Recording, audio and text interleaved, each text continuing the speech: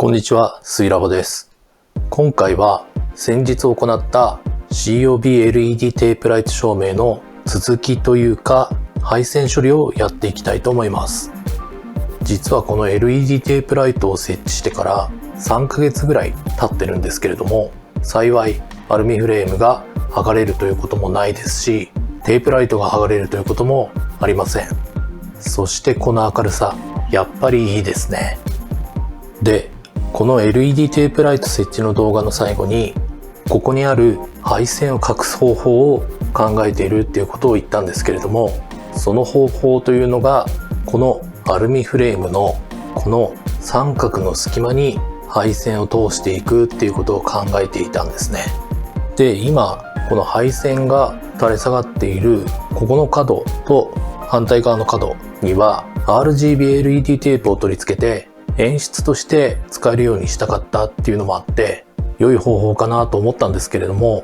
ちょっとここに使ってる配線が太めなものを使っていることもあって、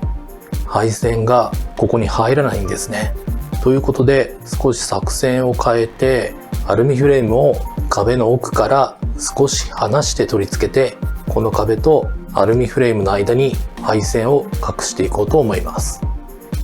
で、アルミフレームなんですが、前回はカットして使いましたが、カットするのがめちゃめちゃ大変なのと、費用もそこそこするので、もっと短くてもいいから安いのないかなと探してみたところ、こちらを見つけました。アリエクスプレスで50センチのものがだいたい1本350円ぐらいで売っていました。こちらはアルミフレームと乳白色のカバー、それから取り付け用の金具、それが全てセットになっているので、だいぶ安いかなと思います。ただ長さがこの50センチのものしかなかったのと、カバーの形状がこういう丸いやつしかなかったので、もっと長いものが欲しかったり、角型のカバーが欲しい場合は秋葉 LED ピカリさんから購入してみてください。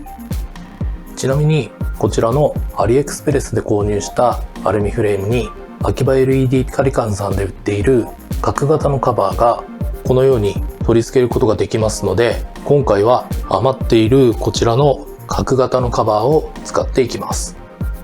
で、ここの角に LED テープライトを設置する方法ですけれども、前回同様壁にマスキングテープを貼り付けて、その上から両面テープでアルミフレームを貼り付けていきます。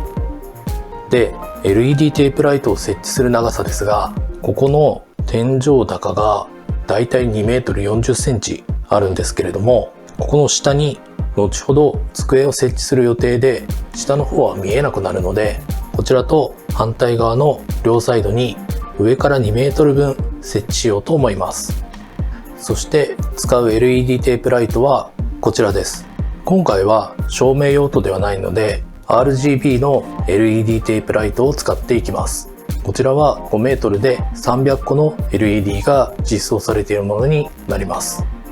ちなみに 12V 2A の AC アダプターとリモコンとテープライトのコントローラーもセットになっています。それではまず暫定で貼り付けたこちらのマスキングテープを剥がしていきます。さすがに貼ってから3ヶ月ぐらいだったら剥がせるとは思うんですけれどもね。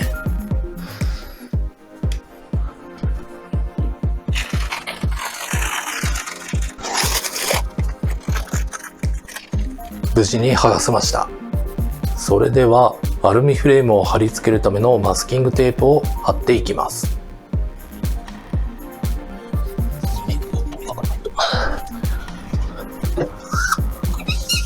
はい、ということで左右ともにですね、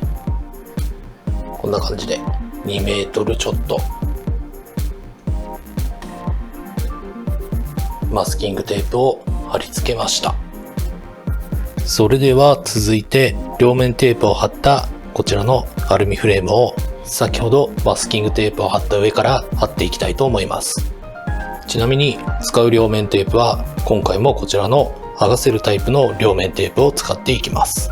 で、アルミフレームを1本ずつ貼っていくと後からカバーがはめられないなんていうことが起きそうな気がするので、先にカバーをつけた状態でこんな感じで2本くっつけて壁に貼り付けていこうと思います。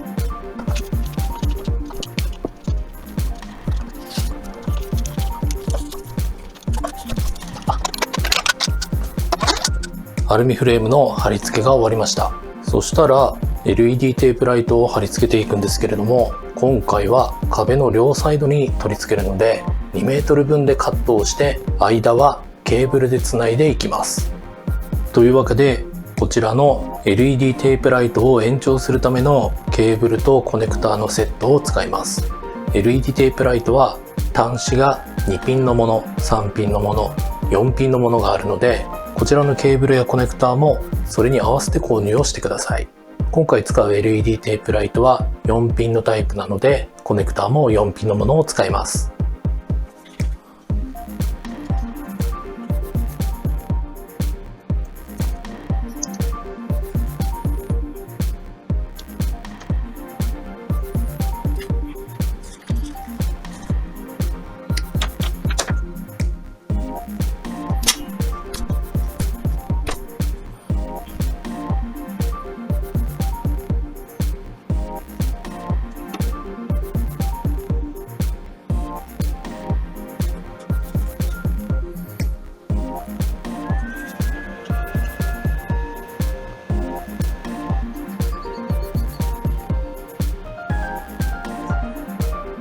LED テープとケーブルの加工が終わりましたので、設置していきたいと思います。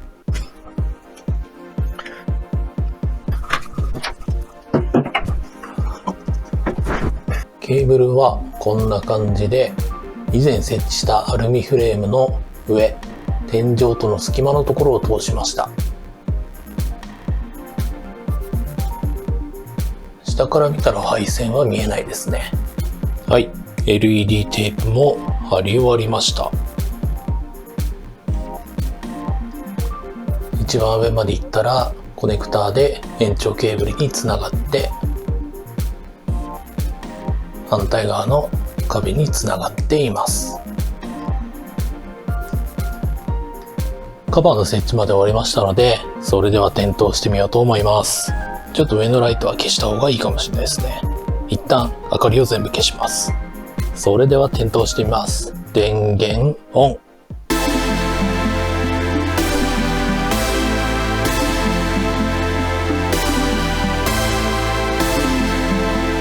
うわー、なんかすげえ